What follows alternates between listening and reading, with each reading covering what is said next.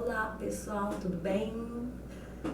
Dando continuidade à resolução de exercício de alto valor e alto vetor, fiz no vídeo anterior a obtenção do polinômio característico e de alto valor. Agora eu vou fazer com outro exemplo um pouquinho mais adiante, né? Vamos ver o que mais pode ser pedido nesse conceito. Vamos lá. Eu escolhi um operador, né, a aplicação, um operador linear do R3 novamente, mas já até resolvi, gente, porque eu quero mais comentar, mas vamos com calma. Mas eu não dei ainda a matriz desse operador, tá certo? O que eu tenho aqui, na verdade, é T. Estou chamando ele de T, aqui é T. Eu tenho a lei de formação. Então, o que você, primeiro, quando tem essa situação, tem que se apropriar? Eu vou fazendo observações ao lado. Você tem que lembrar, eu fiz isso nas aulas de transformação linear, que quando isso acontece, você tem que se reportar à base canônica. Então, como é, na verdade, essa matriz de T em relação à base canônica? Tá certo? Eu vou fazer aqui ao lado, lá embaixo está outra resolução. Você observa na primeira coluna X, na segunda aqui Y, na terceira Z. Então, na primeira levinha aqui, eu tenho X e Z. Então, eu tenho um X, nem um Y, um Z. Na segunda, eu tenho os três, certo? Então, eu tenho um x mais 2y menos um z, ok? E na terceira, eu não tenho nem x nem y, só tenho z. Então, eu vou ter um 0 aqui e 7. Então, quando não for dada a matriz e for dada a lei de formação, você tem que lembrar da transformação linear em relação à base canônica. Aí é tranquilo, beleza? Então, em cima dessa matriz é que a gente encontra os valores próprios. Como eu falei já para vocês viram na teoria, nós temos aquela relação mãe dessa situação. Qual é a relação? Eu calculo o determinante, está aqui embaixo, o determinante de T menos lambda igual a zero. Quando eu estou fazendo isso, o que eu estou encontrando? Eu estou encontrando o polinômio, né, característico, certo?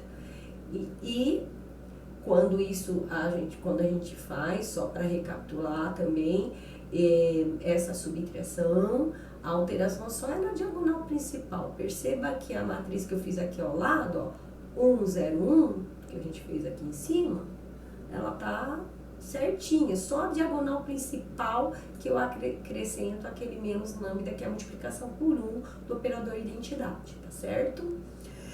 Pois bem, esse determinante, gente, já tá aqui direto, mas se quiser copiar, tem tanto zero que quando a gente faz o cálculo do determinante, copiando as duas primeiras linhas, você vai perceber que só vai ter a diagonal principal. Esse é o melhor dos mundos quando eu estou fazendo o quê? Alto valor. Obtendo alto valor e alto vetor. O melhor, porque no determinante com um monte de zero, só sobra o quê? A diagonal principal. Por quê? Porque aí eu não preciso fatorar, porque já sai fatorado, né? Então, esse determinante eu já trago aqui, eu vou ter a diagonal principal somada, né? Multiplicada, aliás. Para resolver, o que a gente tem? A vezes B vezes C igual a zero, ou esse é igual a zero, ou esse. Então, imediato, eu já tenho os valores dos autovetores, né? E é só substituir depois para encontrar os autovetores. autovetores, tá? 1, 2 e 7. É bem interessante, gente, que por coincidência deu esse daqui, né? Por coincidência deu a própria diagonal. Isso é uma coincidência? É. Vocês podem lembrar do que nós fizemos no vídeo anterior, não acontece isso. Mas tem alguma singularidade? A soma dos autovalores dá a soma dos elementos da diagonal principal. Repito, este por coincidência é a própria diagonal principal. Mas, quer ver? Deixa eu pegar o exercício que nós fizemos anteriormente, que não tinha sido. Quer ver? Olha aqui. Observe aqui. Os autovalores são 1, 1 e 4. Se eu quiser fazer uma provinha real, é uma observação. 1 mais 1, 2 mais 4 deu 6. A soma, olha aqui a diagonal principal. 1 mais 2, 3 mais 3, 6. Então, é uma das propriedades que vocês têm na parte teórica. A soma dos elementos da diagonal principal original é igual à soma dos valores próprios. Mas perceba, ó, os valores próprios nesse exercício que a gente tinha feito na outra aula não são iguais à diagonal principal, tá certo? Eu acho que é importante deixar claro, porque senão você vai achar que isso aqui aconteceu no nosso, sempre acontece, não. Tá bom? Bem, a primeira pergunta é: encontre o valor próprio, essa é a resposta do item A. A segunda, eu vou fazer no outro slide. Eu já fiz a terceira aqui, porque tá bem fácil. Perceba que todos os elementos são positivos, os valores próprios. Isso significa que essa matriz do operador linear T, ela é considerada positiva definida, tá? Aí, vocês vão ver depois, quem se alongar em teoria, talvez nas próximas aulas eu já coloque isso em teoria, talvez não, farei. O que seria uma positiva semi-definida ou não positiva.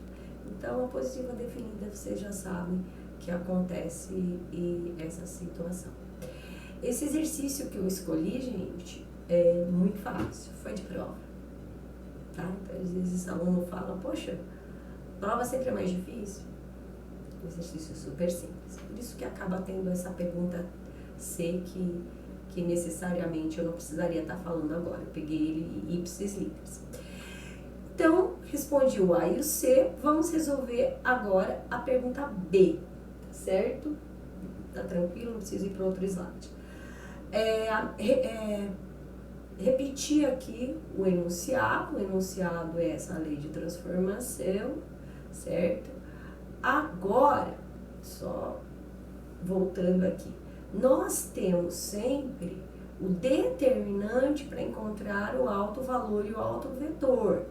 Para encontrar para encontrar o autovalor, para encontrar o vetor próprio, eu não uso aquela relação. Então, não esqueçam que eu também fiz essa síntese. O determinante, vou pôr aqui ao lado, o determinante, deixa eu pôr mais para cá, que às vezes não aparece. O determinante de T menos lambda I, eu igualo a zero para encontrar o autovalor, os autovalores.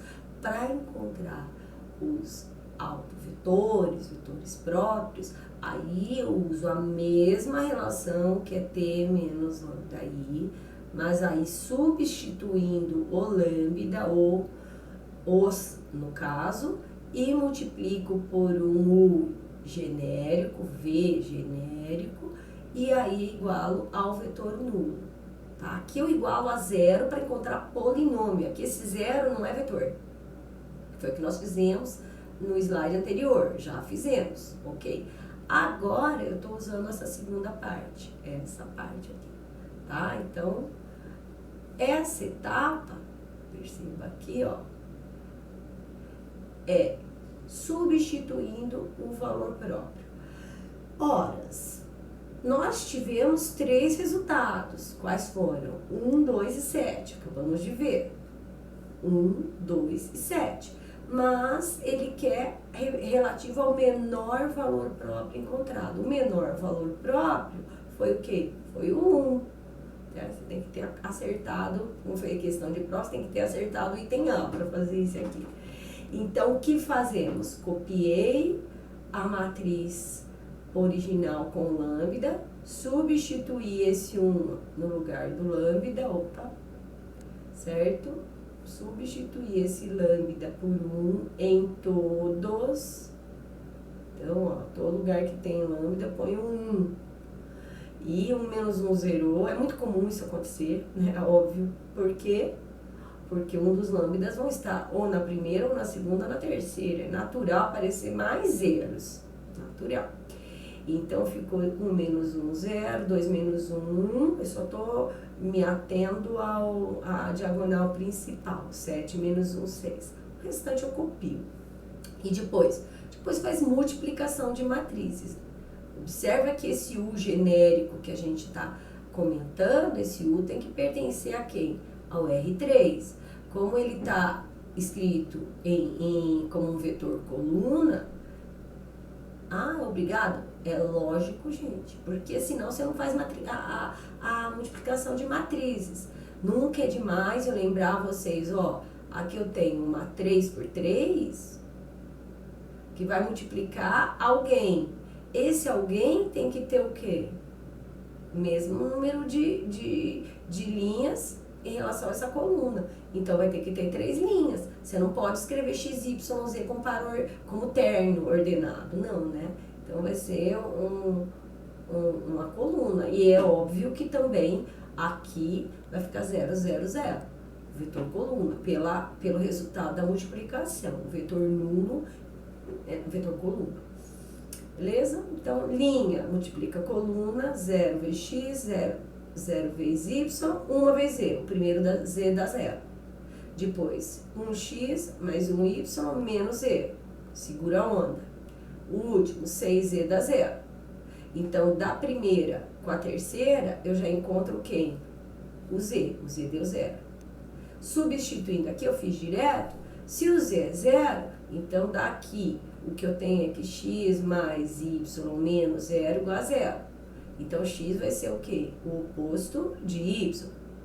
Você escolhe o que você prefere, né? Em função de y ou em função de x. Fique à vontade, igual quando vocês calculavam geradores, o que você vai deixar em evidência, não tem problema. E aí volta lá no original, que é x, y, z. Não se esqueça que o u, ele é x, y, z. E aí, a partir dessa relação, eu vou substituir, né?